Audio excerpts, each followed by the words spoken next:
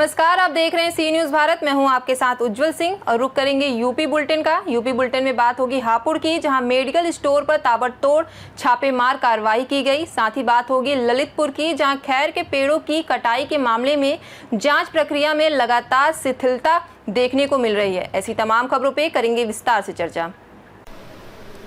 चंदौली के चकिया में पश्चिम बंगाल की मुख्यमंत्री ममता बनर्जी द्वारा राष्ट्रपति द्रौपदी मुर्मू के दार्जिलिंग दौरे के दौरान प्रोटोकॉल का पालन न किए जाने पर आदिवासी समाज में नाराजगी देखने को मिली। इसी के विरोध में प्रदेश एसटी मोर्चा काशी क्षेत्र के उपाध्यक्ष रामनाथ खरवार के नेतृत्व में चकिया गांधी पार्क तिराहे पर आदिवासी समाज के लोगों ने प्रदर्शन किया, ममता बनर्जी का पुतला फूंका और अपनी नाराजगी जताई।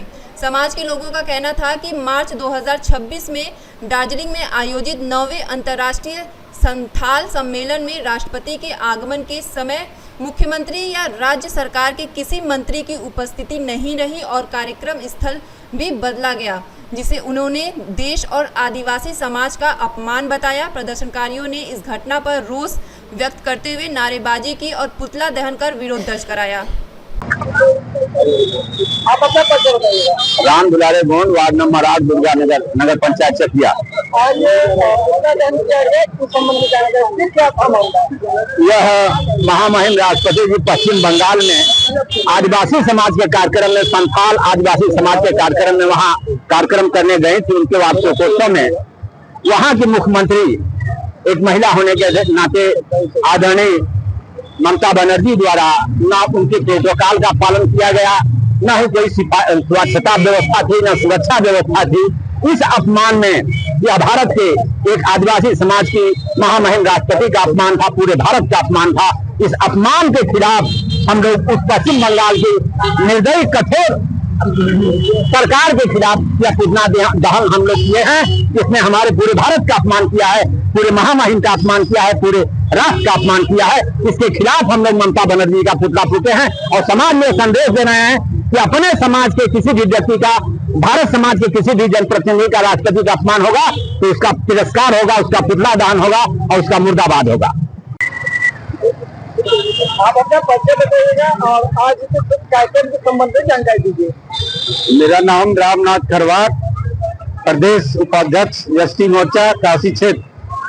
आज जो पुतला दहन का कार्यक्रम किया गया ममता बनर्जी का, इन्होंने बंगाल में महामहिम राष्ट्रपति जी का अपमान किया, उनके कार्यक्रम में नहीं गई, जिसे हम और हमारा समाज, पूरे जो दलित समाज, आदिवासी समाज और पूरे राष्ट्र का अपमान किया है। इसके संबंध में लेकर सभी लोग विरोध प्रकट करते हुए इनका पुतला दहन किए और खासकर अपने समाज के लोगों से मैं बंगाल में भी कहना चाहूंगा कि वो आने वाले दिनों में इसका बदला जरूर लें। धन्यवाद।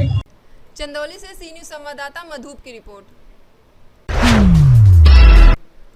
हापुड़ जिले में जन सुनवाई के दौरान एक हैरान कर देने वाला मामला सामने आया है। एक युवक हाथ में नशीला इंजेक्शन और दवाइयां लेकर सीधे जिलाधिकारी के पास पहुंच गया।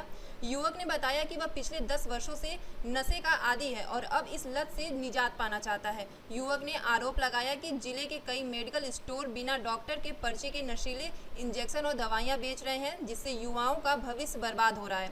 मामले को गंभीरता से लेते हुए डीएम अभिषेक पांडे ने कार्रवाई के आदेश दिए हैं। इसके बाद प्रशासन की टीम ने जिले के कई मेडिकल स्टोरों पर ताबड़तोड़ छापेमारी कार्रवाई की। छापेमारी के दौरान कई मेडिकल स्टोर बिना लाइसेंस के चलते पाए गए और बड़ी मात्रा में नशीली दवाएं बरामद की गई। देखिए, आज सवेरे जनता दर्शन में एक 45 वर्षीय व्यक्ति हमारे सामने आए और वो अपने साथ कुछ इंजेक्शन की वाइल्स और सिरिंजेस लेकर आए थे।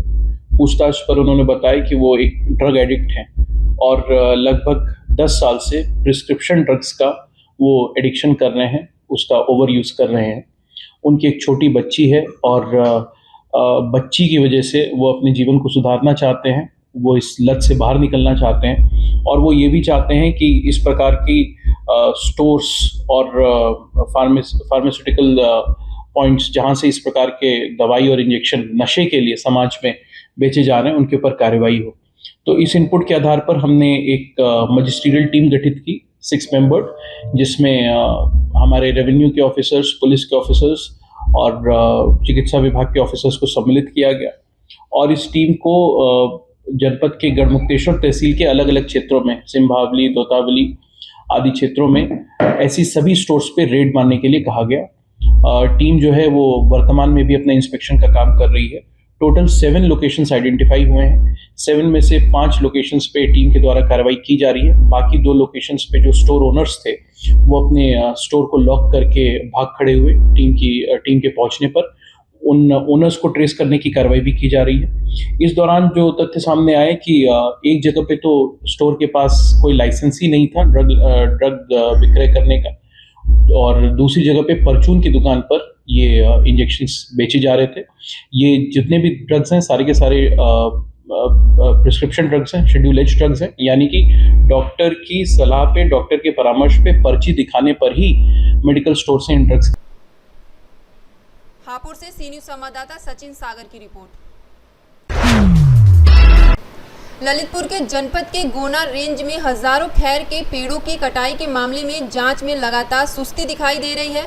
भाजपा के उपाध्यक्ष धर्मेंद्र पाठक ने पहले ही वन मंत्री को शिकायत की थी और जिला अधिकारी के निर्देश पर वन विभाग ने जांच के लिए कमेटी बनाई थी, लेकिन अपेक्षित गति नहीं दिखाई दे रही है। धर्मेंद्र पाठक ने कहा कि इतनी बड़ी संख्या में पेड़ों की कटाई पर्यावरण के लिए गंभीर खतरा है और वन विभाग की सुस्ती चिंताजनक है। उन्होंने मामले की त्वरित और निष्पक्ष जाँच की मांग करते हुए इसे उत्तर प्रदेश के मुख्यमंत्री व उप मुख्यमंत्री के संज्ञान में लाने की बात कही है और दोषियों के खिलाफ कड़ी कार्रवाई की आवश्यकता पर जोर दिया है।